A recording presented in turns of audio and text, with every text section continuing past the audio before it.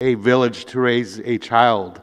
I also believe that it also takes a village to raise an entrepreneur and a business. And I think that all of you here, being here today, is testament of that, and showing your support to these individuals that have worked very, very hard over the last few weeks to help refine and polish their pitches as well as their business plans to help them become stronger individuals. And so, but we did not do it all alone. All along the way, we have very strong partners that we work with that help provide the support. First and foremost is the UT RGV Entrepreneurship and Commercialization Center that helped put together the accelerator program and worked with these individuals that will be presenting later today. But in addition to that, we also have our board of directors, and I know that there are some of them that are here today that help provide the support and opportunity for us as a staff to move forward and to help support these efforts. So we're very, very thankful to them as well.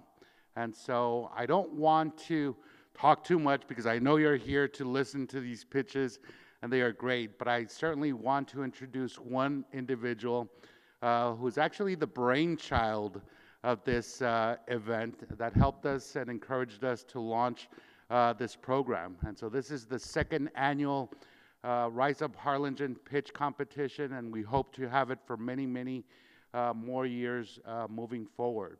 So without further ado, I want to introduce our very own Mayor Norma Sepulveda.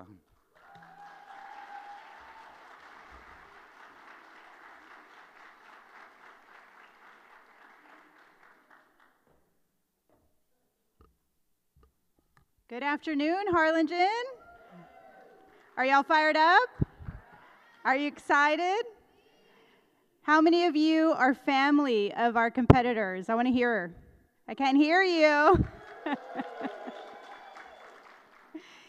So, you know, this is such an incredible opportunity for these individuals that are competing. And I see a lot of small business owners also in the audience. And I love our small business owners here in Harlingen because here it's not really, this today is a competition, but what I've learned about the small business community is there is no competition within our small business community because it is a small business owner that is promoting their small business owners that are down the street from them, within the same building, on north side of Harlingen, south side, east side, west side. You talk to a small business owner and what they do is they're promoting other businesses. And I'm not sure that that's the way it is in the rest of the Rio Grande Valley, but here in Harlingen, small business owners show up and they show up big for other small businesses. So I want to just take an opportunity to also thank the City Commission. I know we have a commissioner from District 1. We have Ford Kinsley in the audience.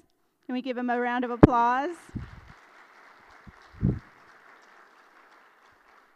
You know, I get to, you know, stand up here and address you, and it was, you know, very beautiful that Orlando said that I'm the brainchild of this event. But the reality is that sometimes we have great ideas, but if they sit on the shelf and there's no execution, they mean nothing. And so I couldn't do any of the things that we're doing here in Harlingen without the help and the collaboration of the City Commission, the exceptional staff that we have at EDC, the leadership between Orlando and Beverly at the EDC, and, you know, the partnership that we have with UTRGV, who really, you know, poured so much into these individuals, these small business owners, entrepreneurs, and setting them up for success and making sure that when they leave this building, win or lose, they are winners because they have already grown professionally. They can level up their business because they already know so much and they're armed with knowledge to get out there and serve our community. And we know in Harlingen, economic development is what, you know, these folks breathe and every single day with the staff that we have here. But really, small business owners and small businesses in our community are the heartbeat of this community. You are what makes this community continue to run day in and day out. And that's not just here, that's throughout the state. I think 99% of all businesses are small businesses. 99% of all businesses in Texas are small businesses. And so we don't know, just like Orlando said, that somebody that you see here today may be that next entrepreneur that you will see nationwide. And so it's so exciting to provide that opportunity. I know that our judges are going to have an opportunity. I know Linda's going to come up here and talk about all the knowledge that they have and how fortunate we are. But I just wanted to say thank you for spending some time here with us and giving us an opportunity to impart some knowledge into these competitors that are going to be before you. I know all of y'all have such a great background. We even have a former from our inaugural competition and the winner here. You'll hear more about that. But just thank you all so much for coming out here to support. We appreciate you. We hope to see you again next year and that this competition continues to grow. Please tell your friends, tell your family, this is at reach for anyone who has the heart and is willing to put in the work. You know, this is an opportunity for you as well. So thank you. I hope you enjoy the evening. And now I'm going to stop talking because you're probably here to see them and not me. Thank you so much.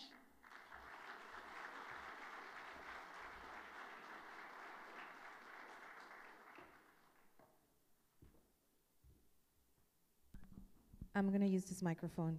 This is a little tall for me. Good evening, everybody. How's everybody doing today? Good.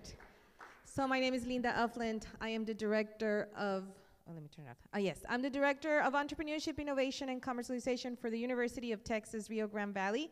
On behalf of UTRGV, we welcome you to Rise Up Harlingen. We're very excited to be here and to have been part of the journey of all these entrepreneurs that will be presenting today.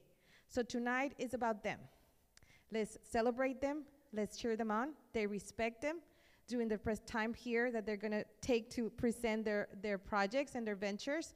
So let's cheer them on because they're a little nervous, but we're here to support them. So they have been through an 8-week to 10-week journey with us at the Accelerator program. They have refined their business model. They have refined their strategic plan to be able to move their venture forward and scale and become a job creator and a supporter of the Harlingen community. So let's give them a round of applause because they've done a tremendous job.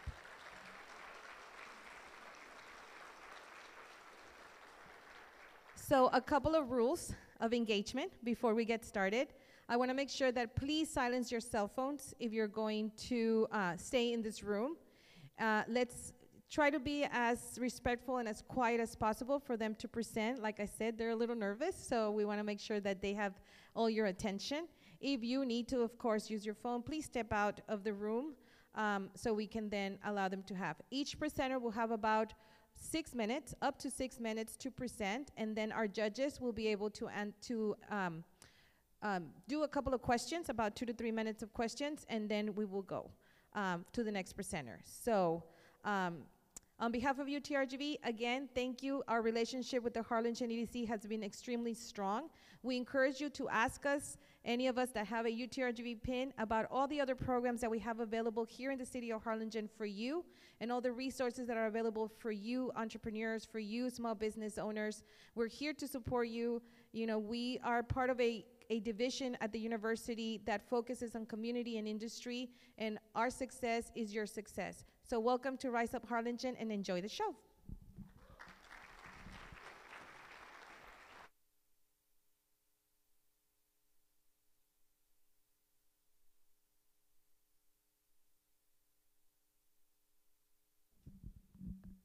Hello. Oh, she forgot to present me. It's okay. I see how it is. No, it's okay. My name is Beverly Loftus, Chief Operating Officer for the Harlingen Economic Development Corporation.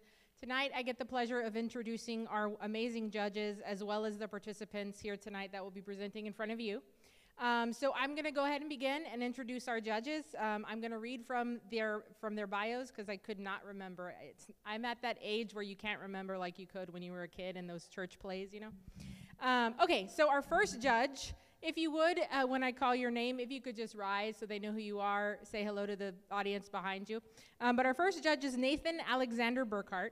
He is an award-winning economic developer and marketing executive with expertise in ecosystem building, entrepreneurship-led development, and strategic public-private collaboration. He led the development of the eBridge Center, the largest startup incubator in the Rio Grande Valley, and has launched inclusive, high-impact programs supporting minority and LGBTQA-owned businesses. Nathan was named one of the top 40 under 40 economic developers and one of the North America's top 50 economic developers in 2025. He serves on multiple boards throughout the Valley and holds an MBA from UTRGV and a BBA in Marketing and Government from UT Austin. He also studied abroad in Paris. All right, thank you, Nathan, for being here tonight. Our next judge is Karina Saldivar. She is the founder and CEO of Amor y Pan and is reshaping culturally inspired food with a grain-free bakery brand that's clean, inclusive, and full of flavor. What began in her home kitchen in 2018 grew into a brick and mortar by 2020, just as the pandemic hit. Instead of shutting down, Karina pivoted quickly, turning Amor y Pan into an award-winning, retail-ready brand known for its almond flour tortillas, keto thins, and ultra-clean waffles. Crafted without grains, gluten, dairy, soy, or refined sugars. Her leadership has earned national and international recognition, including 2025 SBA Women-Owned Small Business of the Year, 2022 Texas Governor's Commission for Women Pitch Winner, and Entrepreneur of the Year, Mexico by Coparmex. Today, gotta change my page. Karina is scaling beyond Amor y Pan with Chamorganic. Her artisanal chamoy already in central markets while laying the foundation for her own distribution company. She's a proud mother of two, and she leads with purpose and resilience. Proof that true innovation can rise from the kitchen table to the marketplace. Thank you for being here. Our next judge is Abigail T. Elizondo. She is the founder and CEO of Elizondo Insurance Services, an award-winning independent agency serving the Rio Grande Valley and throughout Texas with expertise in Medicare Advantage plans, Medicare supplements, ACA health insurance plans, retirement solutions, and funeral plans. She has built her business from the ground up and now leads a team over 70 agents, mentoring many who have gone on to open their own agencies. Her leadership and integrity have earned her recognition as the 2025 SBA Small Business Person of the Year, a two-time recipient of the BBB Mary G. Mode Ethics Award, and honors in Marquee Who's Who in America and Marquee Who's Who of Professional Women. She continues to expand her impact through projects like the new Elizondo Business Plaza in Harlingen, reflecting her commitment to mentorship, community service, and economic growth in South Texas. Thank you, Abigail, for being here. And finally, our last judge is Francisco, or Frank, as we like to call him, Garcia. He is the founder of Brewski Spices, LLC in Harlingen.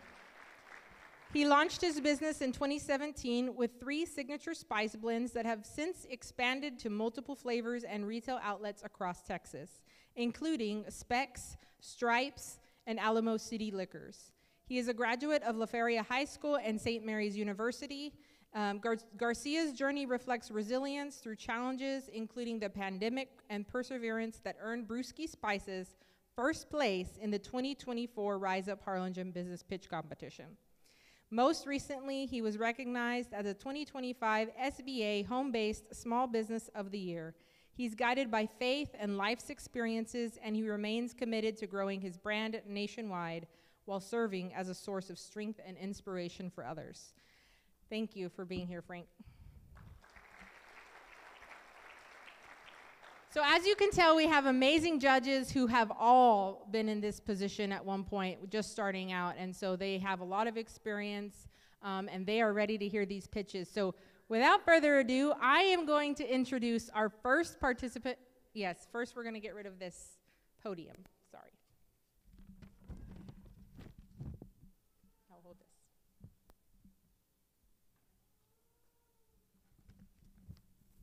I need a drum roll. As soon as they come out, we'll drum roll them in, okay? Or do they have music? Maybe they have music. Oh, never mind, they have music, I think. That's pretty cool. Should I do the, and now? Okay, are you ready? All right. So our very, very first participant is Electron Performance. Anacleto Garcia is the owner of Electron Motors, Inc., which is an emerging automotive technology company based in Harlingen, Texas. They specialize in converting conventional gasoline vehicles into hybrid or fully electric platforms. Welcome, Anacleto Garcia.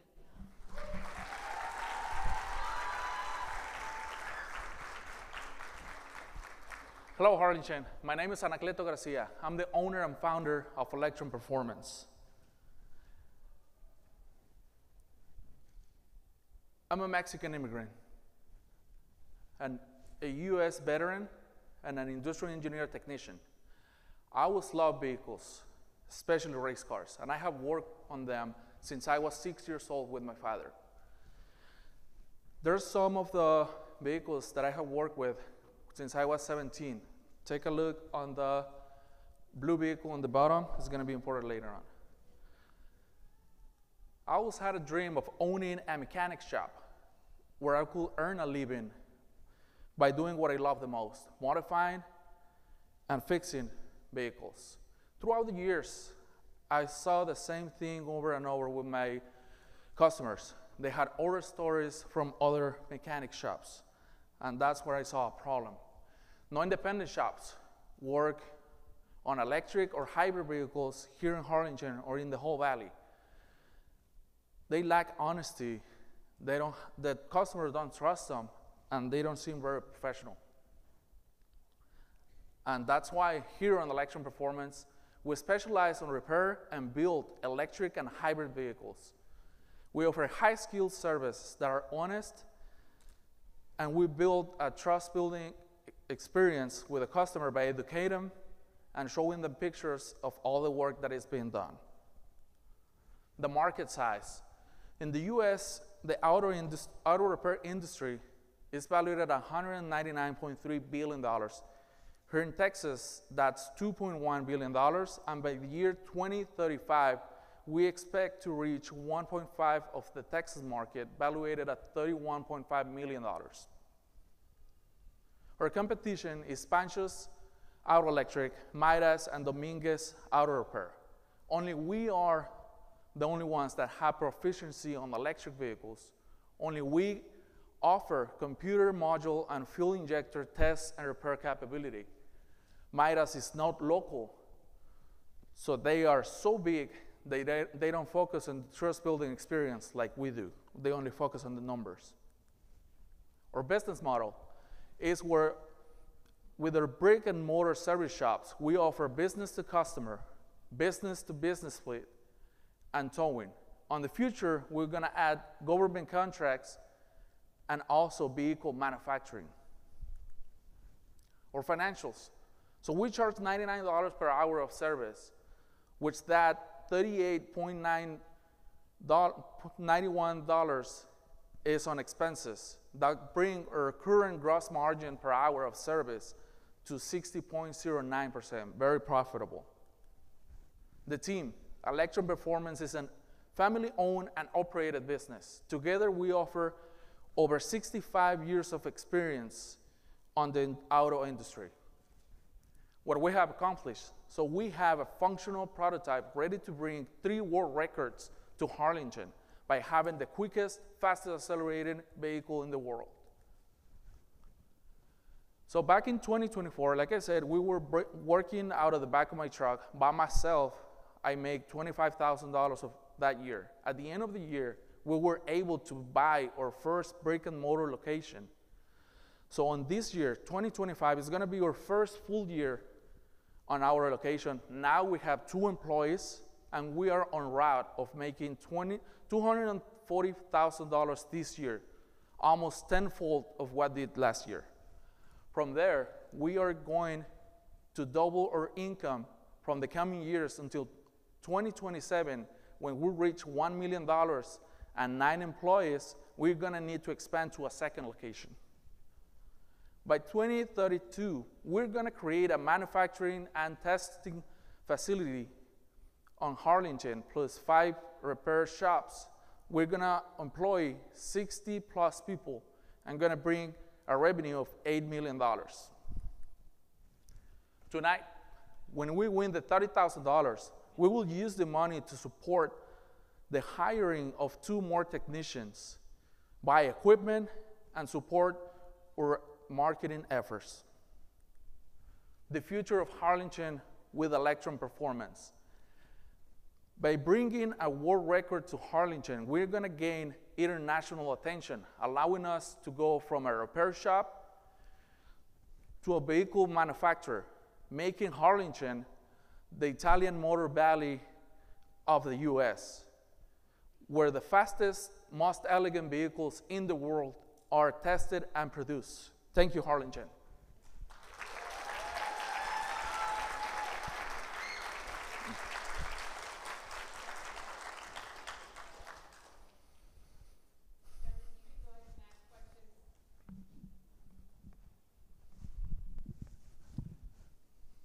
You had mentioned you'd use 50% of the funds on hiring. Can you go a little bit more in depth in that? And the second follow-up question is, what's your sustainability plan when that 50% from that funding dries up? Okay, so first, with the half of the money, we're gonna have it as a backup, as a cushion budget. So now we have new technicians. Normally, when they start, they don't make a lot of money because we are commission-based.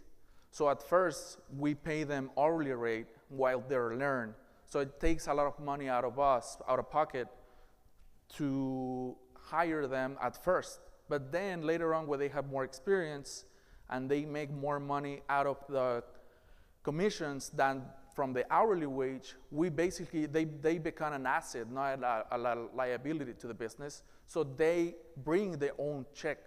So basically, they get paid 25% of whatever the business charges per hour.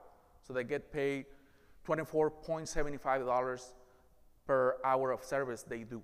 So they basically, when the money runs out, they are gonna bring their own check.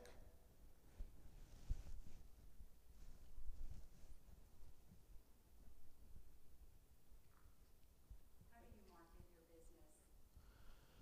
So we do a lot of social media. We market by being sponsors of schools, by t-shirts. We also market through our race car. We go to events at racetracks, so that's why and that way we get a lot of customers. My question follows up with what the gentleman just said. Are there any additional certifications that you are required to achieve and to obtain so that you're able to then be able to do the ultimate goal of converting regular vehicles into hybrid or electric? We are already doing that, and there's no certifications of the state of Texas to modify existing vehicles, only to build them from the ground up. Yes, you need a manufacturer's license. Okay. But for now, just to convert them, we're already doing it right now as we speak, and there's no certifications needed. Okay. Thank you.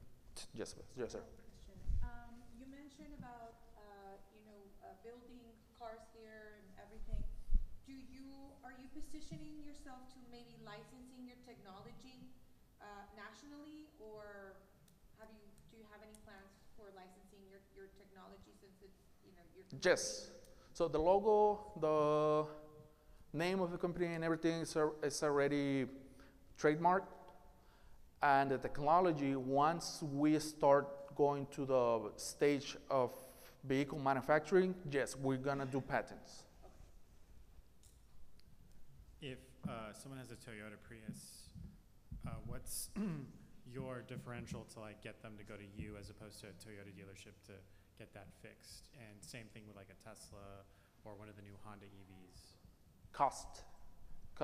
They are, let's say sometimes Tesla, if the battery is failing, they got over 1,000 individual cells on each battery module on the Tesla.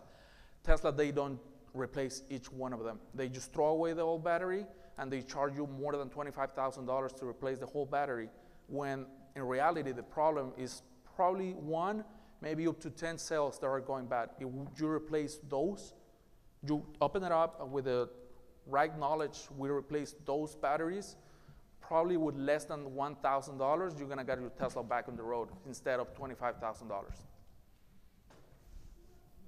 That's why you will choose us. All right. One more question, and then we have to call time. Okay, so I read that you specialize in converting gasoline vehicles into hybrid or fully electric vehicles. Is that correct? Yes, ma'am. Okay, so my question to you is, how is that cost effective compared to just simply buying an EV car? Well, whenever we do a conversion, it's not because you're looking at a cost effective, it's because you want it. Okay. We're a hot rod, more inclined into that. But we also service regular vehicles or maintenance on regular electric vehicles. Okay. Thank you. Thank you so much, judges. Thank you. Thank you, Harlingen.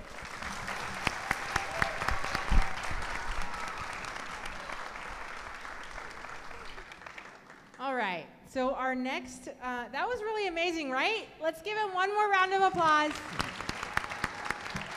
All right.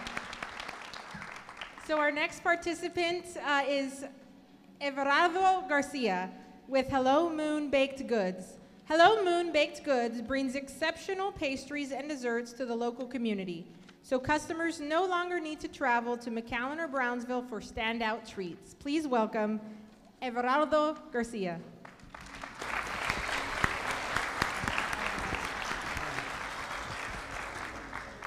Hi everyone, good evening. Thank you so much for being here. My name is Everardo Garcia, and I am the founder and owner of Hello Moon Baked Goods. Now, 6 years ago, just like everyone else, I was on lockdown due to COVID, and having a hungry family to feed, I started looking online for different recipes and different desserts to change up the norm of the menu. I started baking for the first time, and I failed, obviously. But in doing so, I saw things that I could change and things that I could tweak, and it sparked a curiosity, and that led to a passion for baking. So when I started a business, I knew that my mission would be clear: to craft whimsical desserts that spark joy, a sense of comfort, warmth, and to ignite curiosity, one baked good at a time. Now, in starting a business, I saw there would be challenges that consumers faced when purchasing any baked good. Consumers are tired of baked goods that feel mass-produced, items that sit on shelves for days, artificial ingredients, location, no sense of community, and local customer service. Meet Hello Moon.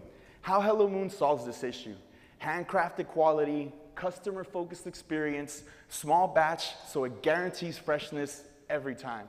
No preservatives and simple ingredients. In doing a customer discovery, this is what people said they love about Hello Moon: handcrafted treats made with love, a warm, personable experience, a human connection, cozy, nostalgic vibes that keep the customers coming back. This is our market size for bakeries.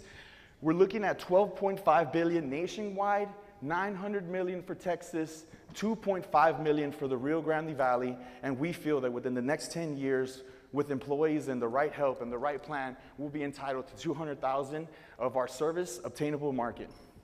Now, this is the competition. These are companies that we strive to be like and that we see great qualities in them, and we try to mold our company after. Nothing But Cakes, Crumble Cookies, a local cookie company because there's several, and Hello Moon. Great customer service, a loyalty program, memorable desserts that make you want to snap photos and post stories on Instagram, fast availability, small batch, and handmade. That's what I feel really sets us apart. Now, this is the business model. We plan to have brick and mortar and mobile units, with mobile unit sales, location sales, and website sales, because we plan to have a website.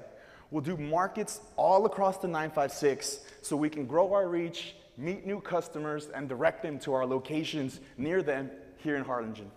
Our distribution center will be for quality control and innovation, job creation, and the logistics to receive the ingredients and fulfill all of our locations.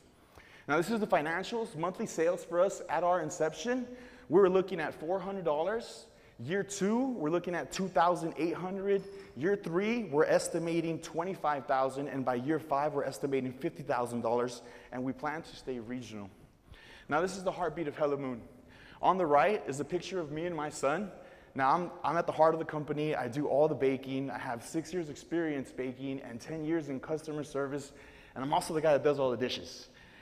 My son right there, he's with me at the majority of the markets. He helps with the packaging. He has the best pitches in the world, and he's so kind and he's so friendly.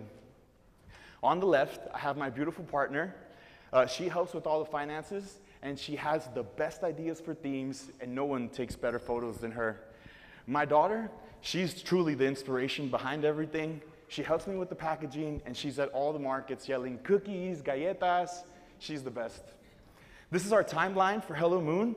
2024 was our business opening. 2026 will be our mobile unit launch. 2028, our first brick and mortar location here in Harlingen. 2030 and 2032, we're looking to expand our reach across the valley with keeping our sole focus of production in Harlingen. Now, with the $30,000 that we will win today, we're gonna get a trailer. And we're predicting that it'll be 40% for the trailer cost, 42.3% for equipment and installation, 10% for a beautiful Hello Moon wrap, 4% to fill our pantry, 2% for licenses and permits, and 1.7% for a website where people can leave reviews and where they can leave their memories, and we're gonna call it Moonlit Memories. Made in the 956, you see, we're born under the Harlingen moon. We didn't just start in the 956, we belong to it. We're not chasing big city lights. We're looking to build something brighter right here. Now, I told you why I started a business. Let me tell you why I named it. It all started with the greeting. Every night, walking home from my grandma's house, my daughter would look up at the sky and say, "Hello, moon." Just 2 words, but they held everything: wonder, comfort, and love. That tiny ritual became the heartbeat of our bakery. At Hello Moon Baked Goods, we bake with that same magic. Treats that feel like bedtime stories and like the warmth of a hug. Because sometimes the smallest moments can become the biggest inspiration. Sometimes a cookie, a cinnamon roll, a brownie is more than a dessert. It's a memory. And on my end, it's a love note to the moon, my daughter, and to you. Thank you so much.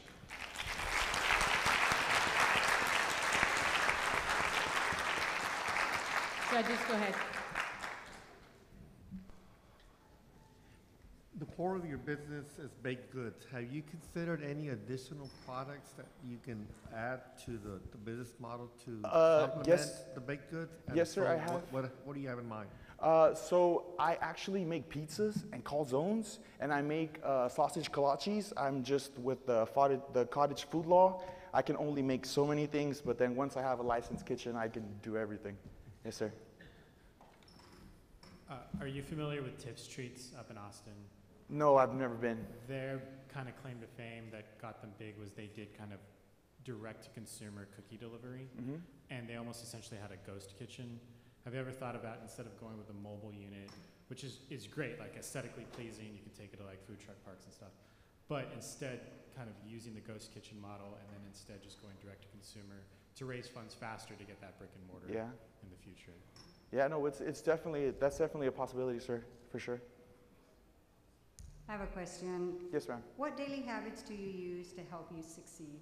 What daily habits? So my partner actually gave me a calendar, and with that thing, I feel unstoppable. At first, I felt real unorganized, and since having that thing, now that I can see the markets that I'm gonna do, I also have schedules for myself when I'm baking. I know that I need to make my brownies by a certain time, my cookies by a certain time, and that's how I go. I try to be systematic and orchestrated.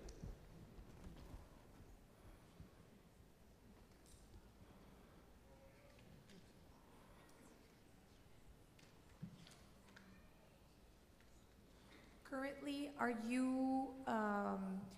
you shopping local, or are you ordering your supplies from bigger chains, you know, the ones that deliver? Are you working with, you know, kind of locally H-E-B, Walmart, or are you already supplying with bigger distribution companies for your product, for your ingredients? No, not yet. Right now, I'm dealing with Walmart and H-E-B to get all my ingredients. I like chocolate chips from one area. I like the butter from another, so that's why. Okay. Yeah. All right. Any other questions? What would you say makes your business unique? I would say myself, ma'am, because everyone, in the markets that I go to, so many people make cookies, but the experience that they have with me, how much I love baking, how I speak about it with such a passion, I feel that's what really sets me apart. Myself, ma'am. Thank you. Thank you. We have time, judges. Thank you. Thank you. Okay, thank you so much. I love you, Everly.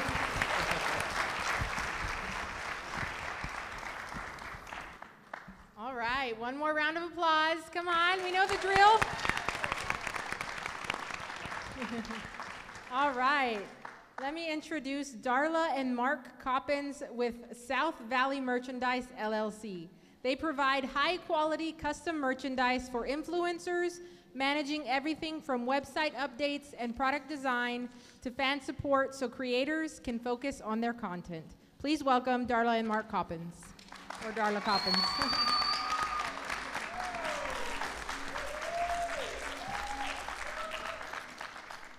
Hello, my name is Darla Coppins, and I am the founder of South Valley Merchandise. We provide scalable merchandise solutions to help brands deliver great products to their customers. Now, I want you to think back to when you were a child. Who was your superhero? Was it a sports team, an actor, a favorite cartoon character? Well, mine was Roadrunner, okay? And so that's me when I was 9 years old with my favorite Roadrunner shirt. And now children today often have their creators, their heroes are found on YouTube. And they end up with their favorite content creator makes their, a content creator plays their favorite video game, and they end up becoming their hero. And just like me, they want some of their hero's merchandise. But how to get it? The content creator, they want to build content for their fans, but they also want to have merchandise available for their fans. But there's limited options available. Oftentimes they'll end up with a t-shirt or a hoodie that's not a great value, and they lose revenue because it ends up in somebody else's pocket. Now the parents are looking for the perfect gift. They want that gift that's on the Christmas wish list, but they can't find the merchandise in the stores. And the children, they're just begging for their heroes' merchandise. And that's where South Valley Merch becomes the hero for all three. Where for the creator, we offer merchandise options, production and shipping, customized customer service, and more money in the creator's pocket. And then the parents, they find the perfect gift they're purchasing from a secure website delivered to their door. And the child, they feel so special because they get their hero's merchandise. South Valley Merch exists to support the creator's desire to expand their brand into merchandise for their fans. Now, our target client is a creator that has 5 million to 20 million subscribers and a fan base that's based 5-year-olds to 18-year-olds. So coming to our total available market then is 50,000 to 100,000 of the larger content creators with the potential for a merchandise brand. The serviceable available market then is 10,000 to 50,000 creators. And the serviceable obtainable market is 1,000 to 5,000. And of course, this all is if the fan base can support their merchandise brand. Currently, we service about 0.0025% of the obtainable market. So we have a lot of room to grow in our industry. As far as competitors go, the larger content creators don't have many options for a full merchandise brand. So with little or no competition, South Valley Merch has just begun to scratch the surface. And our target client then is just like our clients, Cash and Nico. They have 20 million subscribers across their gaming channels, and they have a very supportive fan base. Last year was their first full year with us, and with a full merchandise brand, they sold over $1 million in sales in 2024. How it all operates then. The content creator and South Valley Merch partner with a marketing and design firm out of Dallas. Conquest creates their custom designs, the custom websites, and does all of the promotional material for the YouTuber. Then we get the designs, we do the production, the fulfillment, and the customer service, and then the YouTuber, they take that promotional material, put it on their websites, and the orders start coming in. And our expected growth with our current game plan that we have going on right now, we expect to reach $250,000 annual revenue within 5 years. And then proposed growth with the grant that paints a completely different picture. 5-year growth, we say we're looking at $1 million in annual profit by 2030. That is a great return on investment. This is our team. Our team, we have quite a bit of experience within our team with the production and fulfillment market. And then also, we've got our employee growth. Right now, we have 5 full-time employees with 2 large creators. And every year with the grant, we plan to double the employee base and the creator base every year to reach a 40 full-time employees by 2030, which is super exciting. And then we would have 20 content creators that we would be doing the fulfillment for. In 2026, just around the corner, we already are planning to have a warehouse facility in Harlingen. And the marketing, we're looking at building up our presence within the content creator circle, working closely with Conquest to enhance the creators' brands into merchandise. And you can see if we win the $30,000, how we would spend that money in marketing. South Valley Merch is committed to continue building our business in Harlingen, and we appreciate this opportunity as a part of Rise Up Harlingen, bridging the gap between the digital and physical world to bring joy to children around the world. Thank you very much.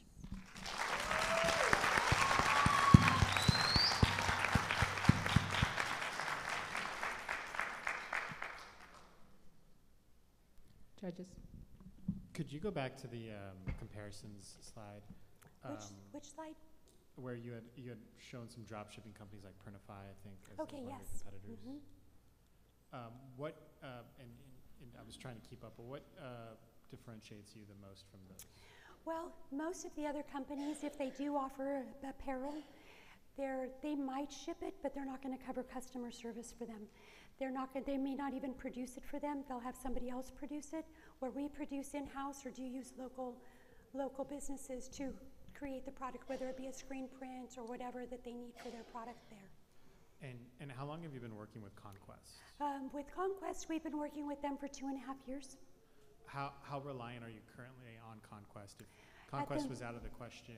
Right. At the moment, we are relying heavily on on Conquest, but our plans are to branch out as well. So it's not just with Conquest.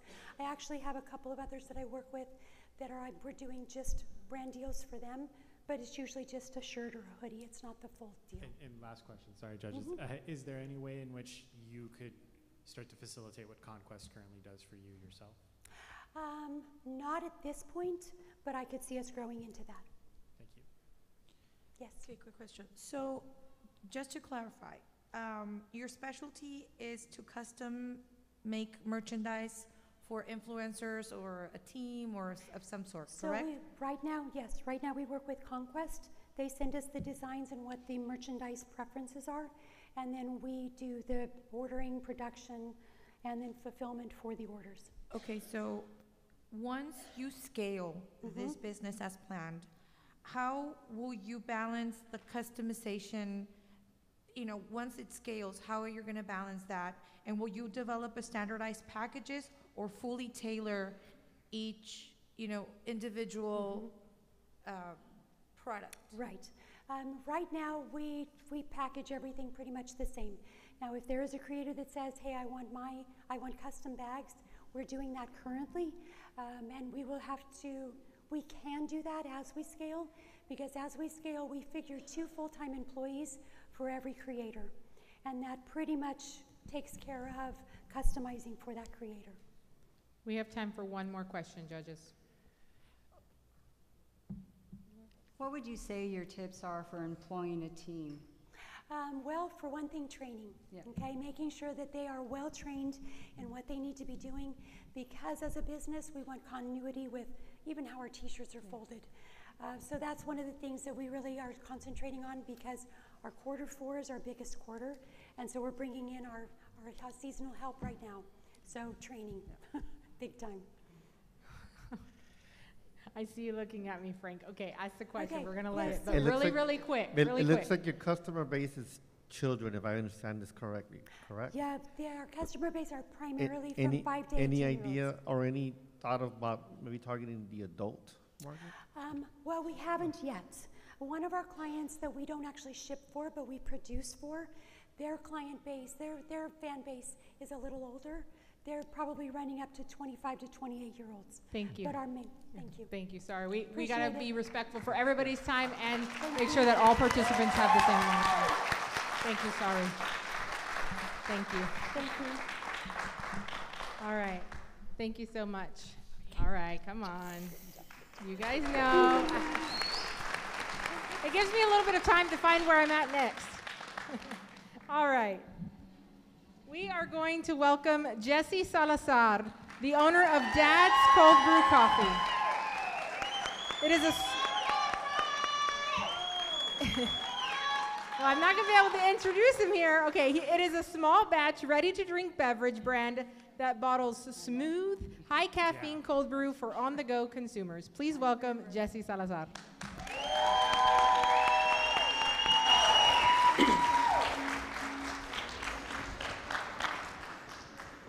Thank you for being here.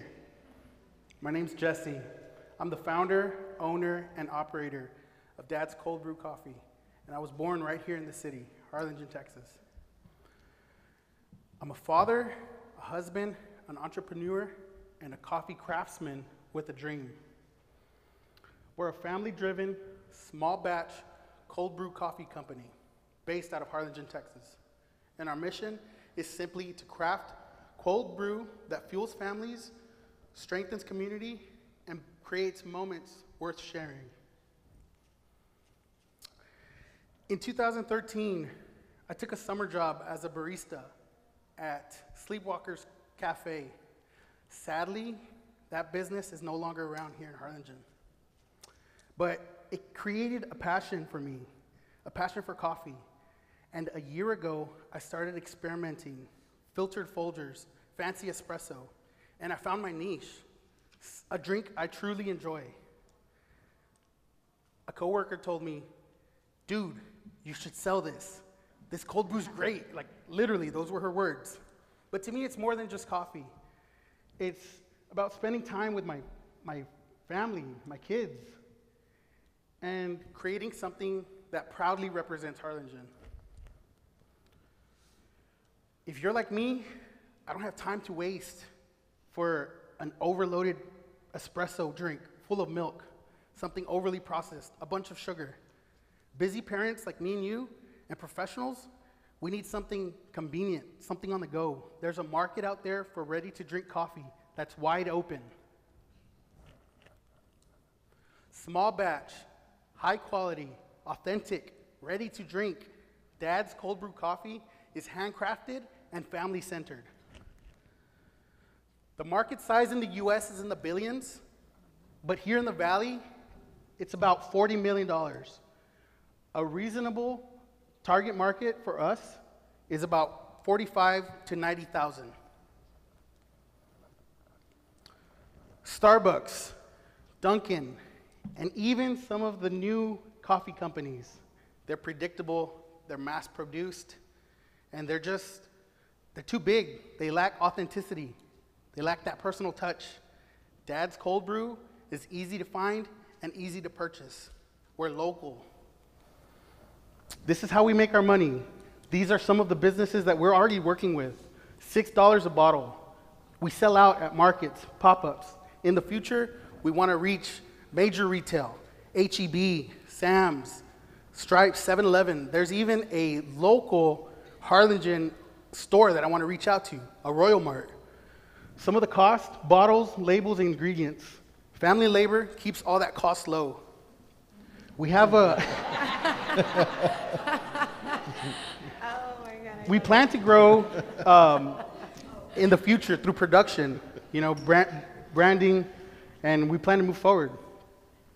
We're making right now a $4 profit and selling out $40 at just one market per month on a weekend.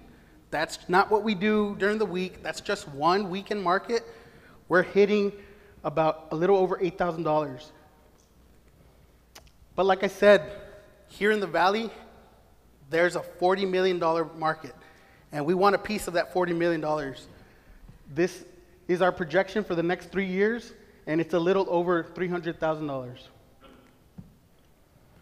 In 2013, I was a 20-year-old barista, and that built my passion. I started this company from the ground up with my family, friends, mentors, and it's growing. It has a lot of potential to be something more than just a coffee. Moving forward, we've launched a product already, made consistent sales, have plenty of flavors. We formed an LLC. We've made traction online and in the community. Scaling production, hiring personnel needed, and entering local retail distribution. That's our next step. In the future, I want to do something back for dads like myself, staying true to my roots. I want to start a charity foundation. $30,000 is a game changer. Equipment, supplies, getting the staff needed, in support of what we want to do as we grow. It's more than just coffee. It's keeping the dollars right here in Harlingen.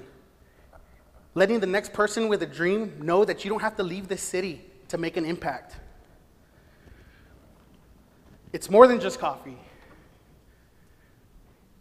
With this city's belief in small businesses, God's guidance, and support from my friends and family, together we can brew something that just doesn't grow in Harlingen, but pours back into the city. We can make an impact with hope and opportunity. Thank you for your time.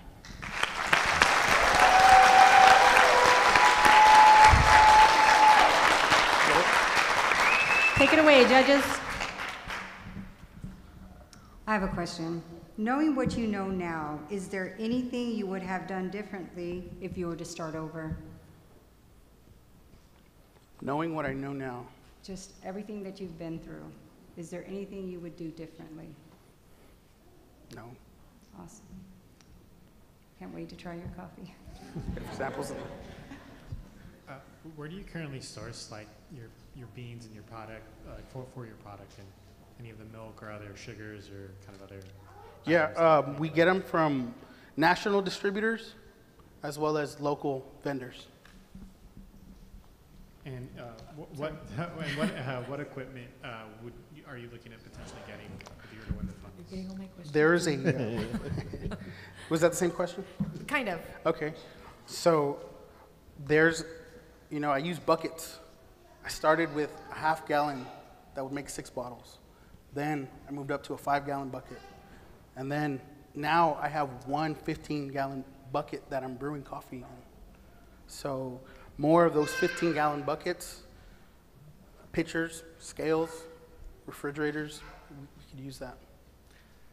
Okay, so quick question. So you're not roasting your coffee yet, right? You're not roasting your coffee, you're buying roasted beans already? We're buying, yes, Okay. we buy the grounds. Is that something that you've thought of, or not yet, not at all? There's people that do that Okay. already. I'm just getting this product on the Just shelves. their of Harlingen. product, okay. You have a high emphasis in being local and having that local unique flavor. How do you plan on maintaining that when the day comes, and it will come when you are scaling up to a Stripes or an H-E-B or a Sam's? I'm from Harlingen. I don't plan on leaving here. Even when we're in H-E-B and Sam's, I still want to do markets and pop-ups. How do you plan to maintain that same quality of what you have now and when you are at H-E-B? The recipe doesn't change. Okay. The recipe won't change. Do you always use the same distributor for your beans? Do you always buy the same beans? Yes. It took a lot of experimenting to get that recipe down. And we're growing with different flavors as well. We have about time for one more question. Do you currently have an office right now? I mean, a building, or are you working from home? We're working from home. Okay. But we do have plans to get into a commercial kitchen Awesome. with one of our partners here. Thank you. Thank you.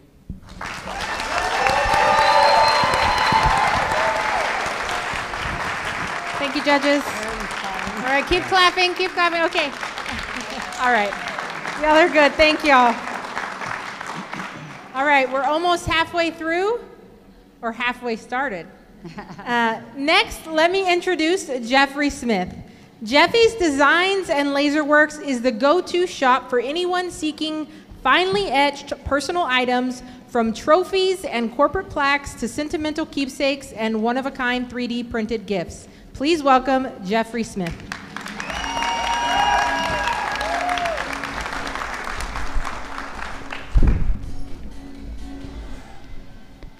Good evening. I'm Jeff Smith. I'm the founder of Jeffy's Designs and Laserworks. Our story started as my wife was using a Cricut machine. I'm sure many of you are familiar with a Cricut machine. She sort of struggled with it, asked me for help, and I kind of took it over for her. I turned what was a hobby into a business. Our name came from a grandson who couldn't pronounce Jeffrey. He said Jeffy instead. I became Grandpa Jeffy to all the grandkids. So we decided to use the name as an inspiration to our business. Our problems for our customers, as we see them, is they want lasered products that are customizable, but yet within their budgets. For consumers and businesses both, there is a growing demand for laser work and projected to increase even higher in the next few years. Recent import costs have driven higher costs for products for both the consumers and the businesses equally. Laserists also have to upgrade their equipment in order to stay ahead of any learning curve that's out there. Currently, laser products are being developed for the e-commerce platform, and at this time we're not participating but want to. Our solutions are this. Our products, we do customize them, but with this we could introduce color into our line of work that's not available yet. We have done the market research and understand exactly what our customers want, but keep in tune with what the needs are and will change. We've done everything we can to reduce our cost and save our customers money. We have updated our equipment, both hardware and software, to keep up with that and ahead of our competition, yet stay within the market. We do plan to develop a website, and we'll hire a person to do that for us as one of our employees.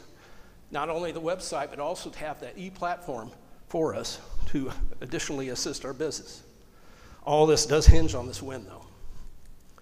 Our competitive advantage is shown here, us compared to a couple competitors. On the right-hand side of the screen is the customer's testimony, where she had taken a cup to one of the competitors, and according to her, she said it was ruined. We ended up making it right for her. The projected market evaluation for laser engraving services is there on the chart. We do feel that we can obtain the service obtainable market here in the regional valley. Our business model is this. We do know our target audience at this time for our products are 22 to 55-year-old persons. But we also know that also depends on the type of products that we have. Our value propositions are that we do hold the line the best we can for our customers and yet develop the product that they need and want within their fit. Our channels that we sell to are business to customers and business to business. We currently are inside of a retail store area right now, but plan to add with the e-platform to assist us and to multiply our sales. Our revenue streams are this. We've been in business for 3 years. We have grown. We know how to hold the costs the best we can, and we have bootstrapped anything we can to hold those costs. Our key partners are myself and my wife. We also partner with a major worldwide laser manufacturer to test and market some of their items. Our cost structures are this. We have 3 large items that we constantly have, which is rent, insurance, and our equipment. The others are variable and depends upon what the items are that we do sell. Our financial overviews, they're on the left-hand side of the screen. On the right-hand side of the screen shows you one of our products. It's a customizable laser board. The breakdown is there, and currently we have an 80.5% profit margin on it. This is our team, my wife and myself. I have, at this time, 5+ years lasering experience. We do plan to hire somebody to assist us. We also test for a 3D printing software company, and we do train both laser and 3D printing to other persons. Chris is the one that does specialize in the 3D printing. Our strategic growth is this. We plan to have the products purchased in October, have everything consolidated with the location in mind, one of the products delivered in January. But unfortunately, the color item won't be available until February due to a manufacturer's delay. We will then have the evaluation thereafter. Our visionary plan for the funding is this. For the $30,000, we will purchase a CO2 laser, a color resin printer, include part of the lease there, the testing of the materials, and have the part-time employee. That's what $30,000 will do for us. I'd like to end with this quote that is very, very meaningful to me. What a privilege it is to be tired from work you once prayed for, to be challenged by a life you created on purpose, to outgrow things that you once settled for, and to feel overwhelmed by growth you once dreamed about. Thank you very much.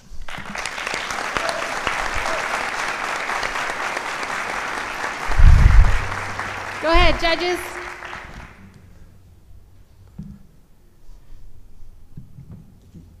The core of your business is laser engraving, correct? I'm sorry? The core of your business is laser engraving? It is laser engraving and 3D printing. Okay, and have you thought about maybe adding other stuff to the business? At the time, what we're planning on doing, and that's what the color printer is, it's a mixture of color ink and resin, and what it's going to do is add color to the laser world that we haven't been able to do.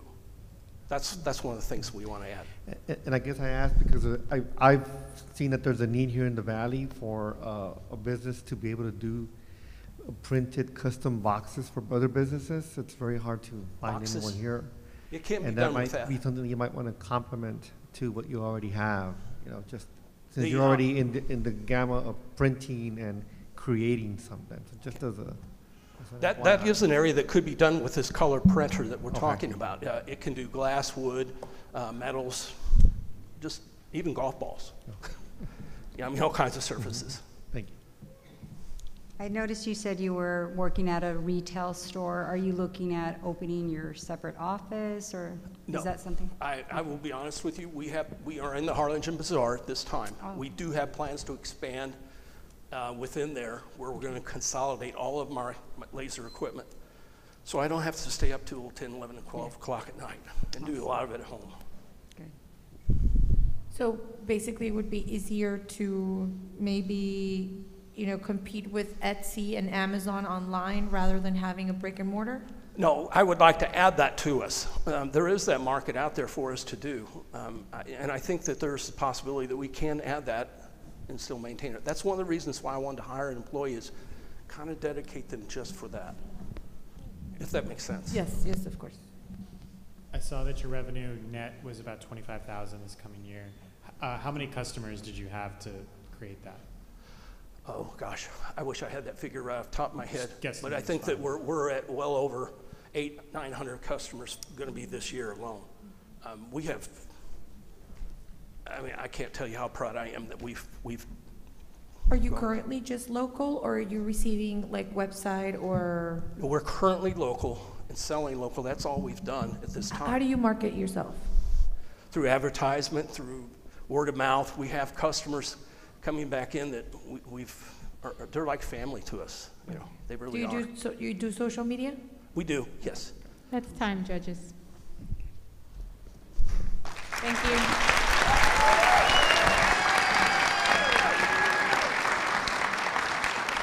you. Way to go. Thank you, Jeffrey. All right. We're halfway. Y'all ready for the next one? Tora LLC is a specialty bakery and beverage brand that crafts Asian-inspired desserts, baked goods, and gourmet drinks. Please welcome Marie Chang.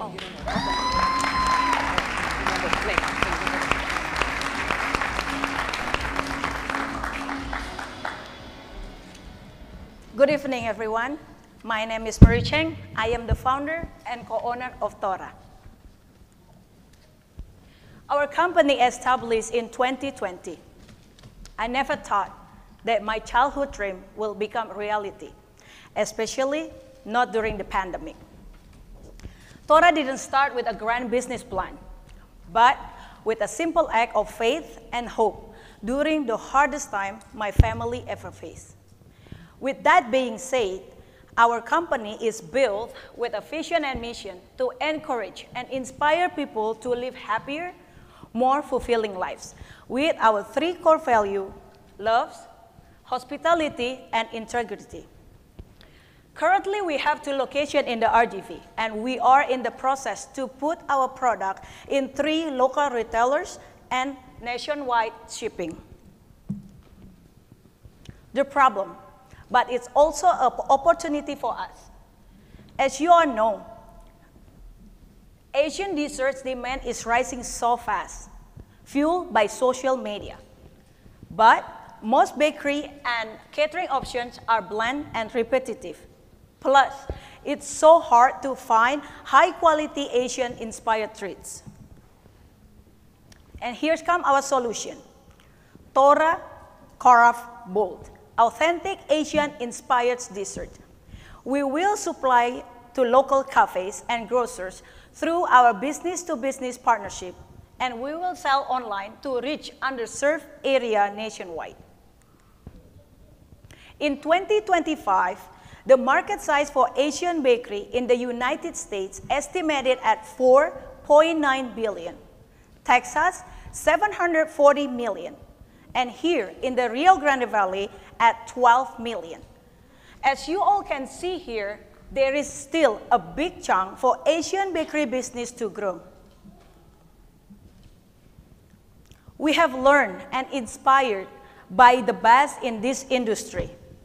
Besides our outstanding hospitality, quality products, fast-grade operations, we have dietary-friendly option, and our distribution center is here, based in Harlingen.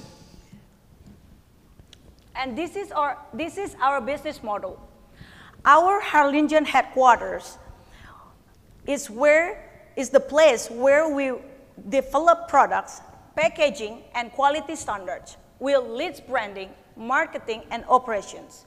And we'll manage supply chain and distribution to our stores, business-to-business, partnership, and e-commerce. Each process, each steps here, it will create many job opportunities in Harlingen. Our first year, we are at $5,000 monthly revenue.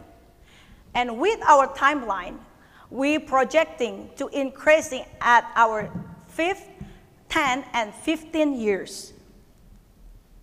And this is our timeline. We opened in 2020. In 2023, we opened our 2nd location. And this year, we are at wholesale and production center expansion. In 2027, we will establish support centers. In 2029, we will be at nationwide retail stores. And by 2032, we will launch our franchise. For the seed allocation, we will use the fund to support 35% on our production, 30% on our packaging and label, 20% on marketing, and 15% on retail onboarding. Meet Stora team. Myself, Marie Cheng, I am the founder and co-owner with hotel management and culinary arts background. Jacob Cheng, as a co-owner and CFO with logistic and finance background. Dior Cheng, the person who behind our social media, along with our team members who support daily operations at our stores. Also, Harlingen Economic Development and UTRGV that been supporting us from very beginning. A wise man once said, the journey of 1,000 miles begin with one step. So please, join Tora's journey to become a household name in the United States, and it begins here in our beautiful city of Harlingen. Thank you. Thank you.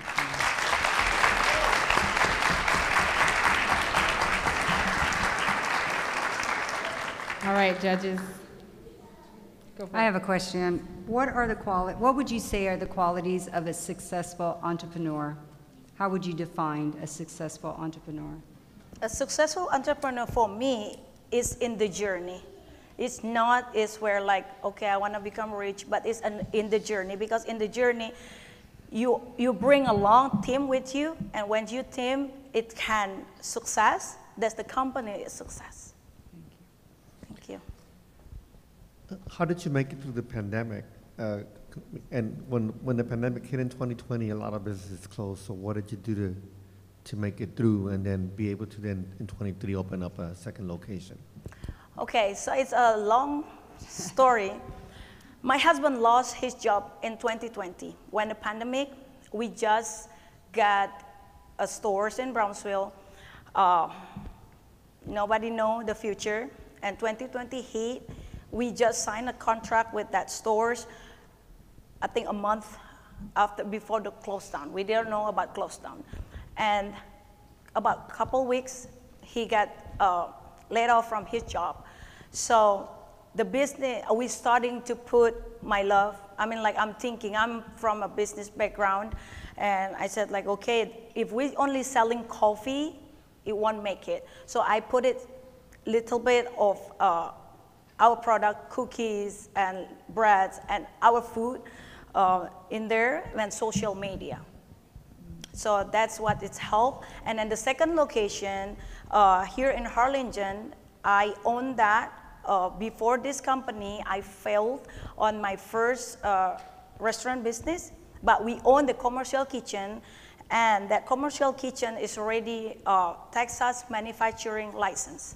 So, you know, the first one, we out from the contract with the company, and I said, like, what are we gonna do? So I said, like, okay, just open the second Tora here, and then, so the idea is from very beginning, we want to commercialize our product. So, thank you. We have about 1 minute left, judges. When you say you also have products that you can focus on dietary options or needs, what type of are you looking, like I said, for sugar-free or gluten-free? What type of dietary needs are you working with? So we are listening to our customers. So when we open these stores, there's a lot of right now people like, oh, I love your product, but do you have sugar-free? Do you? I'm celiac. Yeah, celiac. And I said like, okay, let me, because of my background on culinary arts, I play around with the recipe, and we got gluten-free and sugar-free. And today I bring the product sugar-free and gluten-free cheesecake, pumpkin cheesecake. Yes. Okay. Thank now, you. Speaking regarding that, do you say that you want to commercialize into grocery stores? Right. Do you have you considered getting certifications for your future packagings, like gluten-free, you know, non-GMO, minority-owned, women-owned? That on woman-owned, we already in the process on woman-owned, and for the gluten-free certified is in our timeline, but right now we just focusing on the regular one while we are working on that one, because I know the process is kind of takes time. Yeah. If we wait, our product not gonna be launched. Thank you, judges. Thank you.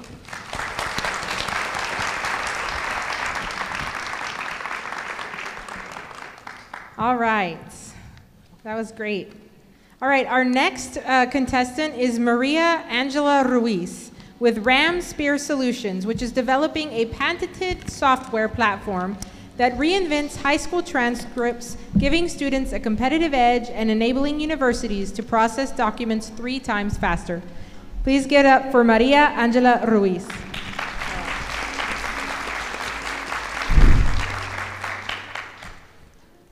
Hello, my name is Angela Reese, and I'm the founder of Ram Spear Solutions. I want you to imagine that you're a top 10% student from Harlingen High School, and you're applying to UT Austin, MIT, and Stanford. And you're doing this because you want to be an aerospace engineer, but you keep getting rejected. And it's not because of your grades, it's because of your transcript format. Over here, we have BISD's transcript, and it's 3 pages. The Live Oak is a private high school transcript, and it's 1 page. Nowhere in America there is a standardized format, and that's a problem. So, public high school transcripts take about 5 to 18 minutes for a university admissions department to process, while a private high school transcript take about 1.5 to 4 minutes, and this snowballs. UT Austin had 90,000 applications than their usual 70,000. Thus, early applicants were deferred because of processing delays. And it's not just the transcript. The National Student Clearinghouse digitally delivers these transcripts from the high schools to the universities, but here's the problem. There's major lawsuits against them, such as inaccurate information and a security breach of 1.5 million students because of their relaxed practices. So the system is broken. How do we fix it? Ram Spear Solutions developed a USPTO approved pattern that processed transcripts a lot faster than the current format while it's being compatible to university admissions software. This patent approval, nobody else has it here in America, and what we're going to be doing is that we're going to be selling it as a transcript software and server services to school districts. Now, is there a market for this? Well, the student information system is valued at $2.8 billion. The thing is, Ram Spear is focusing on Texas and the Rio Grande Valley, hoping to get at least 20% of the market. But to earn that 20%, how does Ram Spear compare to other competitors? The National Student Clearinghouse claims that they own nearly the entire market. But the thing is, even though our product does cost more, it's an investment for accuracy and efficiency. Students' futures should not be compromised for cheapness. And so this is our business model. Our revenue model is very simple. We'd be charging school districts $75,000 a year for the software and the server services. Our target audience is superintendents and school board members at education conferences. At TABSI, I met 60 superintendents, and it generated a solid lead. So this strategy works. Now, let's break down those numbers. On year 1, we're going to have a prototype, and our grant writers are going to try and secure funding. Year 2, we're going to have a pilot program, and that's going to generate $37,800 of net profit, and then it's going to grow once we launch to 20 school districts, and that's going to be $320,000 of net profit. So the profit margins is going to grow from 17 to 21%, but most importantly, here in Harlingen, we're going to be hiring grant writers on year 1, year 2, we're tech interns, and year 3, a sales team. But who's going to execute this vision? Sergio Nunez, he has a decade of software development experience. He currently works as HEB's mobile application manager, and in the past he has handled multi-million-dollar projects, and with Q2 banking, he protected millions of consumers' data, which is very important for our transcript security. I processed 3,600 transcripts as a transcript specialist for Baylor University. And this is what our team is going to do for the next 3 years. Year 1, we're going to have a prototype. Year 2, we're going to have a pilot program that's going to be partnered with a school district and a university. And then Year 3, our goal is to sell to 100 school districts. Now, to accomplish this timeline, we need funds, and so what we're going to be doing with the winning funds is to invest in software development, grant writers, and the travel cost to get into education and technology conferences. What we're hoping to do is expand to 8 states, and with DEI gone, public school minorities are going to have a harder time to get into great universities. The thing is, Ramspear is about destroying old systems and bringing about new change. Think about the top 10% students here in Harlingen. They should have a shot to UT Austin and not be down because of some system. Help us to bring about new change for millions of students. Thank you.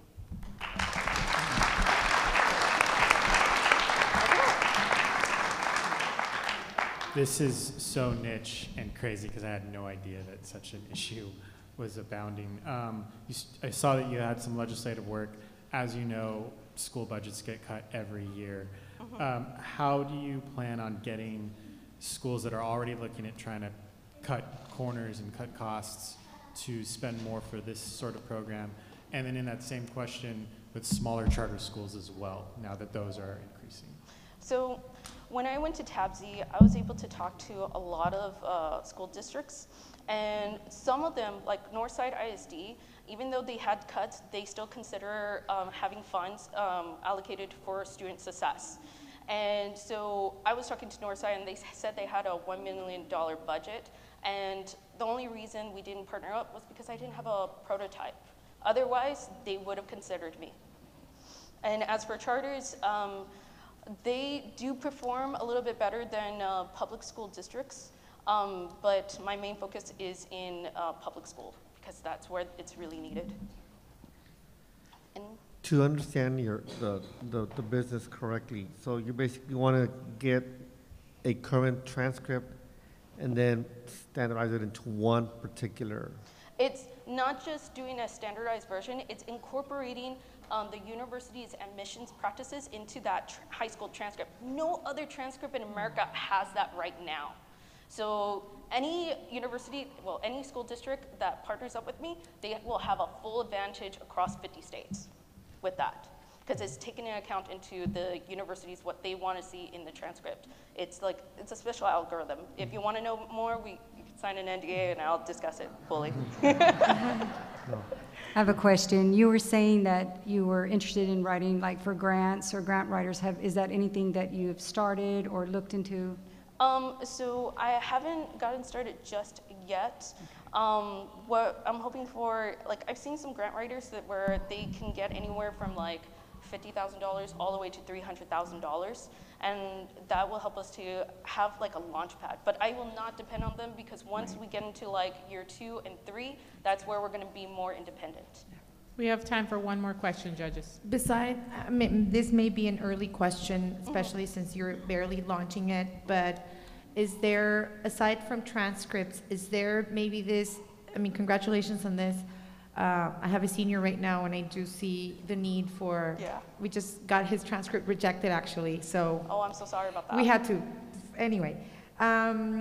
Is there maybe, have you given it thought about maybe expanding this patented software into something else other than transcripts, or is that too early? It's a little bit too early, but the thing is, my main focus is in transcripts because what happens here in just the state of Texas, 700,000 students every year is applying to all sorts of universities, and what I saw at Baylor was detrimental. It was sad for me, but I can't get too much into it.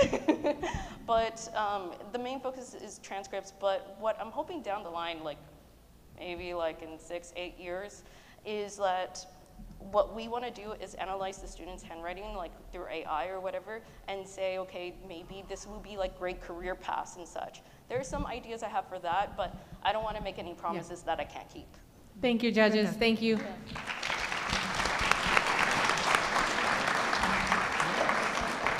Good job. All right. Our next participant is Wesley Martinez. owner of All-in-One, delivers professional pressure washing and surface restoration that cleans concrete, siding, and mailboxes while protecting them from further deterioration and boosting curb appeal. Please welcome Wesley Martinez.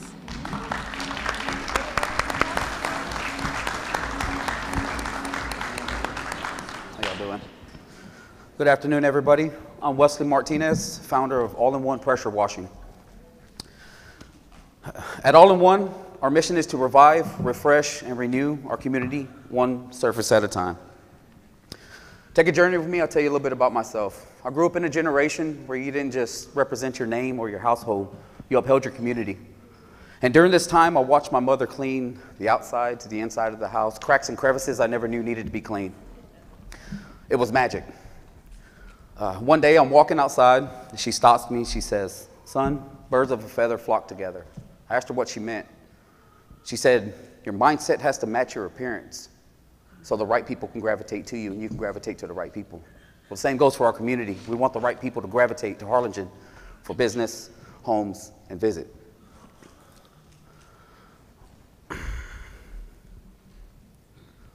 Years later, I'm working in the oil and gas field. I leave, I come back, I leave, I come back. And each time I left and came back, I knew something was wrong, something was missing. And that the inspiration hit me that my mom was doing, the clean path to happiness. And I created All-in-One, and we found a problem. Without proper pressure washing and restorations, Harlingen's buildings are losing their value and steadily deteriorating. In this graph, you can see the population comparison in major cities. Harlingen has depleted in population over a 4-year span. But in this challenge is an opportunity. For All-in-One's proposed solution, the beautification and maintenance. All-in-One can be the citywide pressure washing, restoration, and infrastructure upkeep company to improve curb appeal for years to come. Sidewalks, recreation centers, parks, pools, city buildings, commercial, residential. We reach our market size. This is a multi-billion-dollar industry in the United States. Breaking it down to our SAM, serviceable available market, surrounding areas, surrounding cities in Harlingen, Texas, we jump our population up to 150,000 plus, which gives us a total of 20 million a year. Condensing this to the serviceable available market, in 1 to 2 years, we can capture 1 to 3% of SAM, which would give us a starting out of 200,000 to 400,000 a year. With growth, 1 million. This is where the bell dings and the punches are thrown. The DIYers, they don't have the knowledge or resources to get the results of a professional company. Bigger companies, they come in, they take the money, they leave. Local businesses, they don't have the variation of equipment. All-in-One, we're local, we're commercial, we're residential. We have variation of equipment for diverse clients, for diverse needs. We're professional marketing, we do additional restorations, painting, staining, patios, etc. And we reinvest into our community. This gets us to our business model. Value proposition.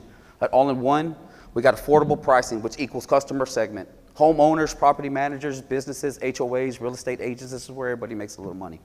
This equals customer relationships, fast service, friendly staff. In this is our key resources, one-time job, contracts, and seasonal packages. Through that is a cost structure. Our channels, our equipment, labor, fuel, and marketing. Our channels are going to be websites, Google Ads, referrals, and social media. As you can see here, the revenue, the projection in this is steadily inclining throughout the years. The expenses are just maintenance, supplies, and labor. This is my team. That's lead technician. He's bigger than that, I promise. That's a lead technician. He's got 4 years experience in pressure washing. Me, myself, 7 years. There's my 11-month-old who's got 11-month experience. We got certificates behind us, OSHA, Construction Site Safety Management, Construction Site Safety Orientation, certs to back up our application. Where we're at? Well, we're professional branding, we're licensed, we're making money.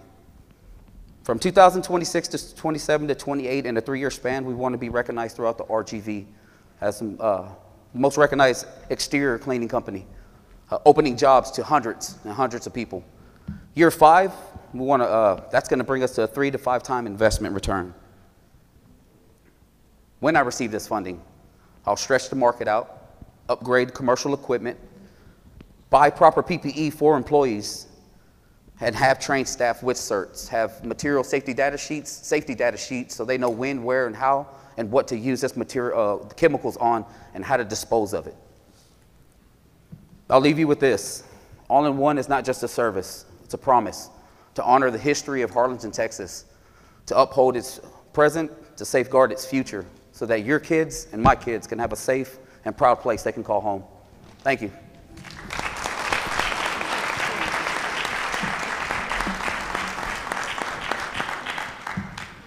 It's a little off.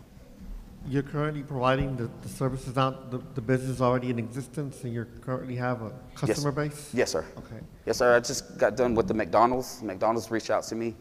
I've been commercial since I started, all commercial. I got a little bit of residential in, but I've been majority of commercial.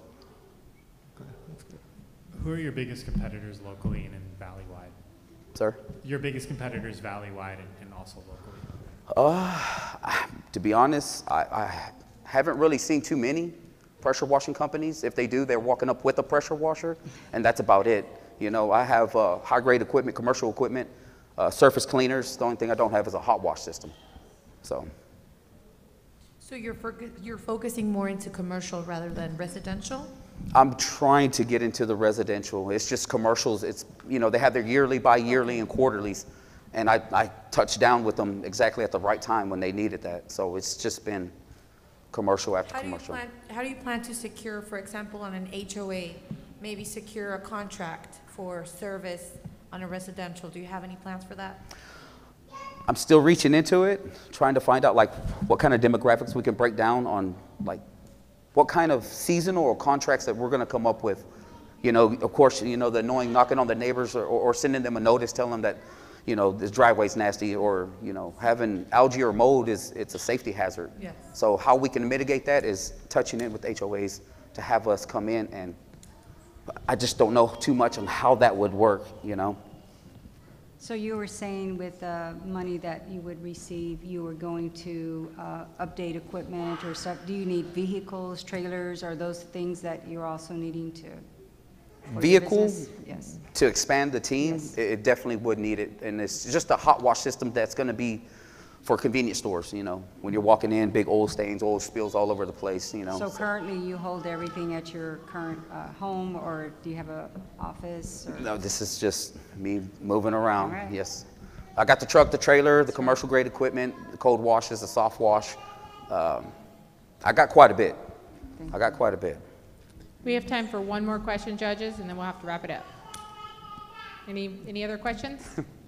Okay, we're good. Thank you. Thank you, guys. All right. Let me introduce Julian de la Fuente with Down South Customs LLC, which is the next generation automotive repair, collision, and mobile service provider headquartered right here in Harlingen, Texas. Please welcome Julian de la Fuente.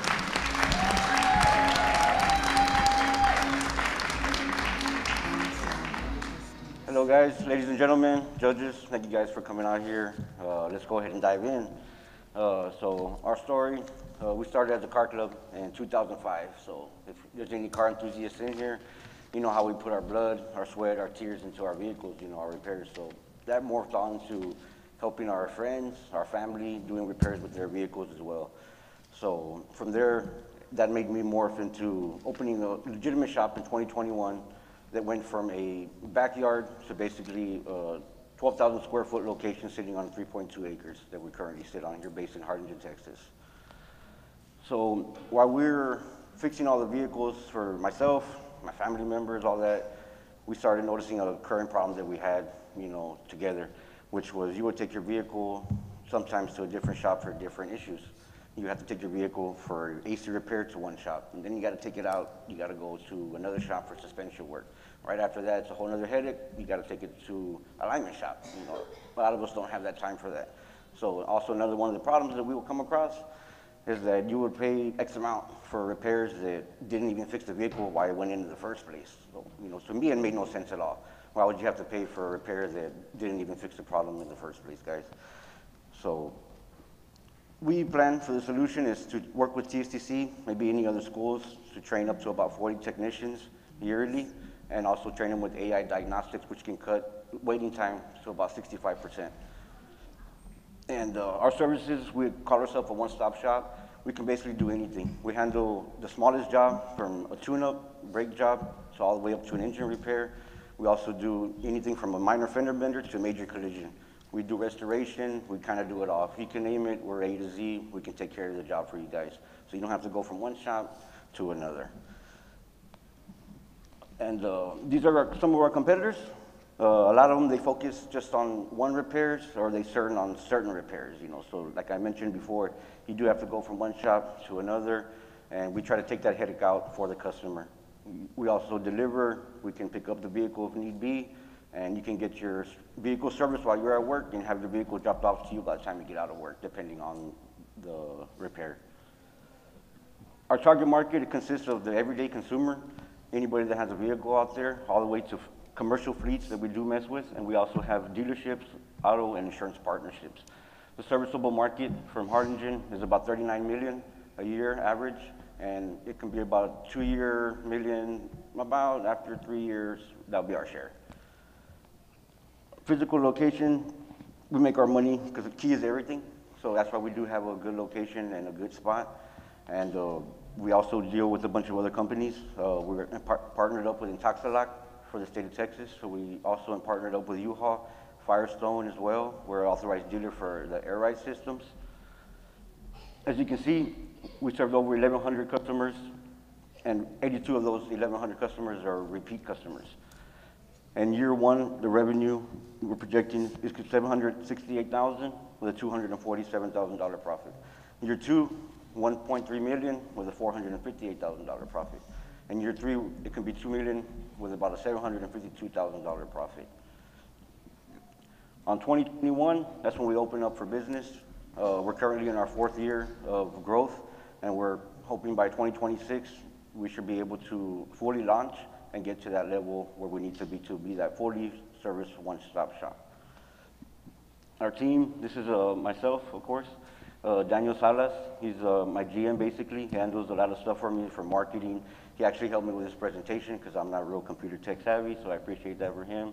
We got Joe Haragi over there, also known as Joe Jaguar to some people. He does a lot in the shop for us. He's an all-around guy, can be a tech. He helps with parts ordering. And then my 2 guys on the bottom, those guys are going to be my auto body techs. Those guys are magicians in the field that they are. They're able to do anything from custom paint, fabrication, restoration, so they're beautiful guys. We also have a little part of the crew that we didn't get to put on there, but we didn't forget about them, so just mention them out there. Appreciate you guys. Also, with the $30,000 that we're going to win today, it's going to be to upgrade the facility and purchase specialized equipment that we need to get to that next level of growth. And with that, we're just not fixing cars, guys. We're building jobs, careers, and making the growth here in Harlingen what it needs to be. Thank you, guys.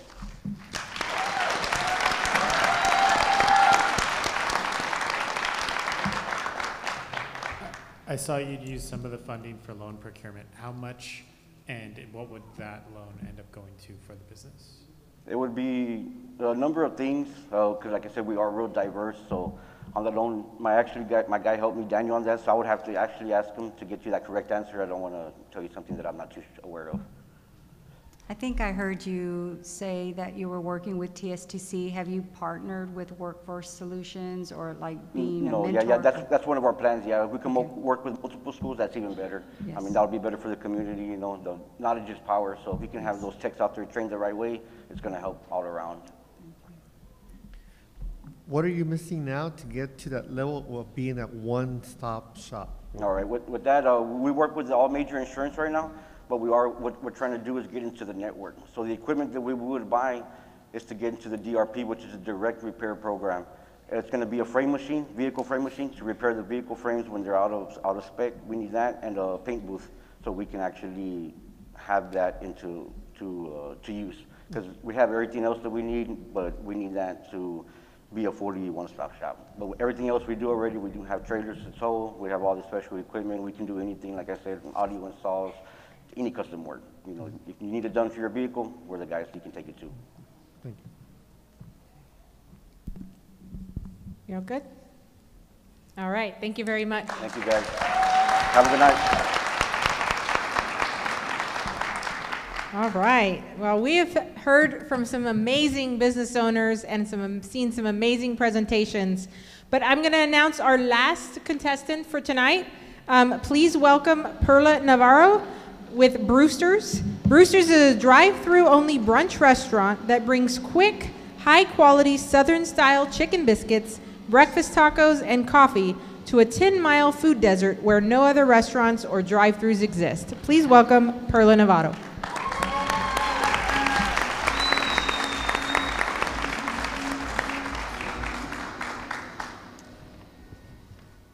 Good afternoon. Thank you for being here today. My name is Perla Navarro, and I am the founder of Brewster's. I feel so honored to be with you today. Thank you for allowing me to share my vision with you guys today. I am the daughter of 2 immigrants who came into this country seeking a better life. I started baking biscuits out on wildland firefighter relief efforts. I baked biscuits for thousands of firefighters out while living in a camp. We bake these biscuits for the U.S. Forest Service, who firefighters are out there fighting wildland firefighter relief efforts. The joy of seeing these firefighters enjoy our biscuits after a long day, that's when we knew it was more than just about biscuits. It was about community, and it was comfort away from home. So what is the problem? If you walk into your local grocery store today, you'll find your generic brands like Pillsbury and your generic store brand. Although convenient, they lack flavor, they lack variety, and they lack size. They are filled with preservatives and are filled with additives. There is no protein option or gluten-free option in the market. That is where Brewster's comes into play. We have a unique square-shaped biscuits that have bold flavors. We have a gluten-free and protein option, and we use clean ingredients and no preservatives. Our product line. We have garlic urban parmesan, maple sausage, our blueberry biscuit, our classic buttermilk biscuit, and our jalapeno and cheddar. Offered all in our gluten-free option, and did I mention that we also offered an option with 15 grams of protein. The timing couldn't be better. Right now, the US global market has a 7.5 billion global frozen pastry market, with the US alone being at 1 billion. With a Texas retail entry point of 8.2 million. The timing could not be perfect for us. Our competition. As you've seen before, at your local grocery stores, you may find your Pillsbury, your Mary B's, your Annie's, or your generic store brand.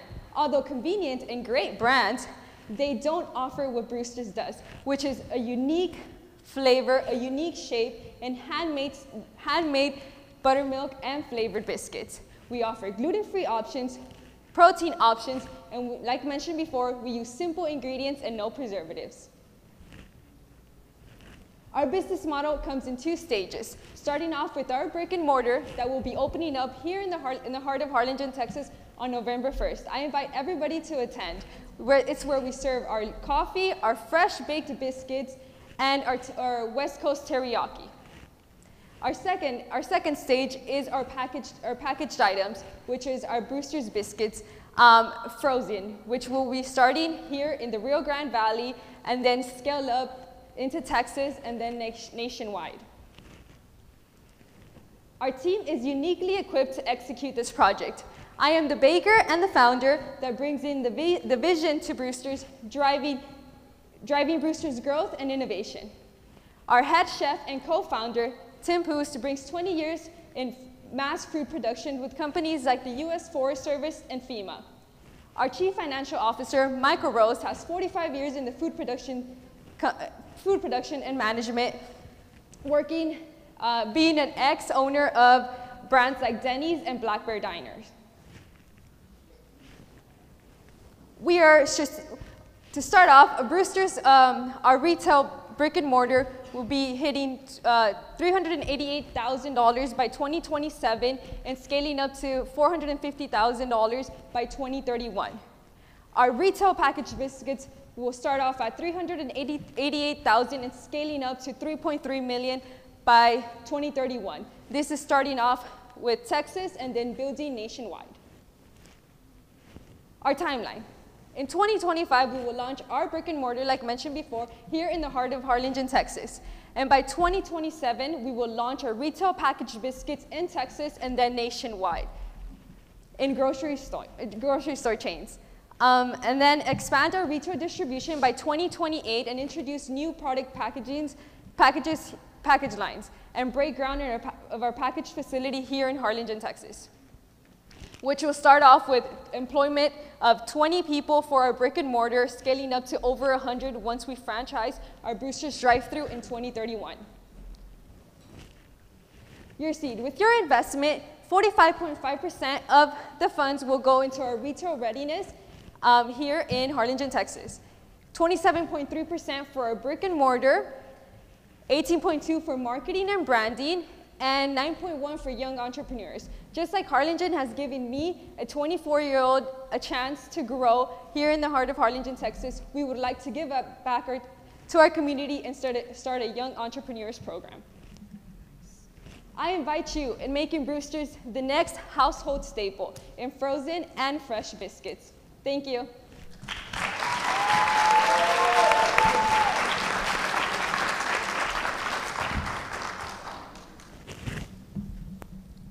Can you explain the retail readiness that you need? The retail readiness, yes. So we do have our location here on 6-1. I'm not sure if you're too familiar with Harlingen, but south of, of the Harlingen soccer complex, we have our drive-thru ready to go, but we are missing just our startup cost. We should be open November 1st, but we just want to give ourselves that cushion. We do want to get, right now, all of our biscuits are handmade, so we do want to get a, to flatten our dough evenly and stuff like that, things like that. We just want to reinvest it back into our brick and mortar. Thank you. So do you have a partnership with the other, I noticed the other two partners you have that are lead with you, I'm very impressed. Are they business partners as well? Yes, they're business partners, correct. Congratulations on your project. When you say gluten-free, what kind of flour do you use? We're using almond flour. Okay, good for you. That's great. Are you in your brick and mortar? Are you going to have those already frozen? Is that a project to come? Or are you already going to start retailing the frozen biscuits? So that's exactly why also we need the funds. So at our brick and mortar, we're doing only fresh biscuits. They're made the day of and served not more than 20 minutes after that. We pride ourselves in making fresh biscuits. However, for our packaged or retail items, we do use a blast freezer, which maintains the quality of our biscuit and our dough. So for that, we are waiting on our funding to get a blast freezer and get into retail. And I guess that was my question: how to maintain the freshness once you start scaling up and so the getting blast into freezer other locations. The blast freezer prevents ice crystals forming onto our dough, and that will preserve our biscuits to have a shelf life of 6 to 12 months. Thank you. We have time for about one more question, judges. Any more questions? A personal one, just what daily habits do you use to help you succeed? What was that again? I'm sorry. What daily habits? Is there anything that you would say giving back or advice to young people? What is it that you do that helps you succeed? I know this is going to sound odd, but I am a runner, and I feel like if you run, that builds mental strength. Yes. And if you work out, it builds mental strength. So I invite anybody who is a young entrepreneur to just put themselves out there. I signed up for this event while living out on that tent, and I said it's either this or nothing. So my advice is just put yourself out there, because you never know who you're going to meet. That's right. Thank you. Thank you, judges. Thank you. Thank you. All right. Wow. What amazing presentation. So next, we're going to have just a quick intermission. The judges are going to go and deliberate. But while they're taking a few minutes or a few moments to deliberate, please, we invite you to step outside into the hall, network, and meet with today's participants. They also have some of their goodies and their services that they provide. This is a great opportunity to connect with them. Enjoy, and we'll be right back. All right, thank you all again so much for being here. First of all, I just want to congratulate every single participant that was on the stage here tonight. We know it takes a lot for y'all to get up on stage, face your fears, and talk about the challenges and the opportunities that you have for your business, to scale your business. So it takes a lot, and so we congratulate each and every one of you. Thank you for participating in the actual program. We hope that you took something out of the program as well. If you're not necessarily a winner of tonight, we definitely want to help you and continue your success and growth in your company. So please continue to reach out to us to allow us to be a resource to you. So congratulations again to everybody. So we're going to go ahead and start announcing the winners. When I call your name, if you could just please come on stage, you'll grab the check, and then you'll take a picture with our mayor and Orlando and Linda. Y'all ready? All right. We're going to announce third first, and then second, and then first place. All right, we need a drum roll. In third place, Ram Spear Solutions. Congratulations.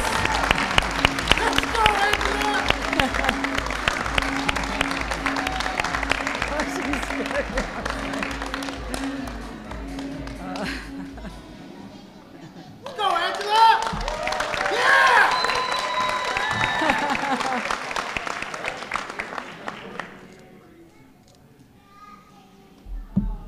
Congratulations. Wow. All right. Thank you.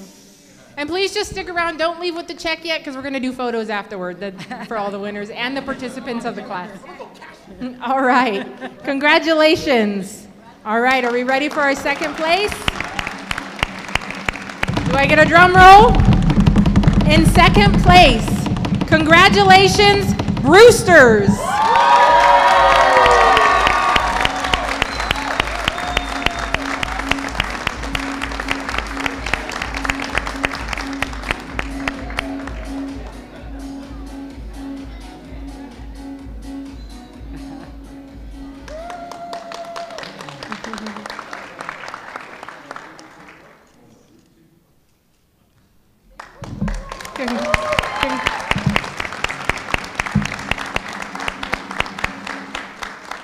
All right, congratulations. All right, the moment we've all been waiting for, right? We're gonna make this one go extra long, extra long. All right, coming in first place, Tora LLC.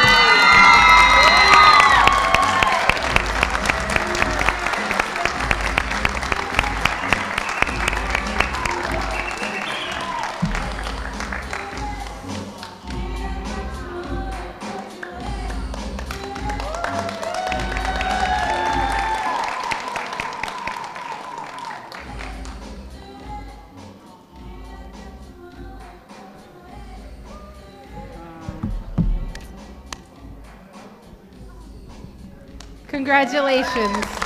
And just one last note that I'll leave you. The judges, y'all, this was a very, very difficult, challenging thing to judge. I mean, every single one of y'all did an amazing presentation.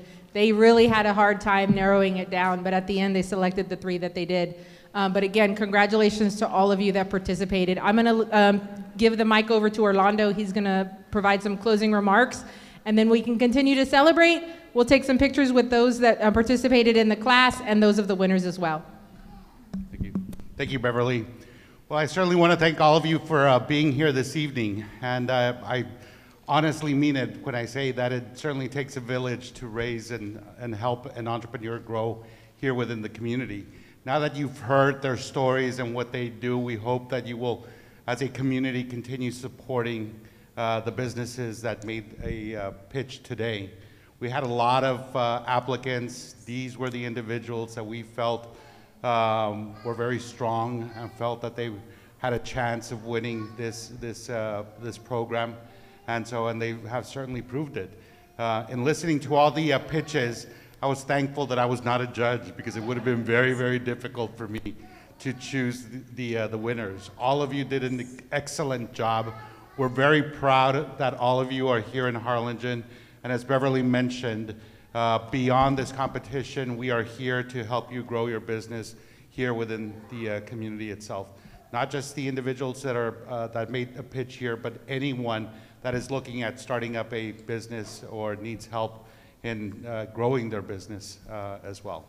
So thank you once again for being here, and we hope you enjoyed the event, and we hope to come back next year with a whole new set of participants, and we hope that all of you come back as well. So thank you very much, and I hope all of you have a good night.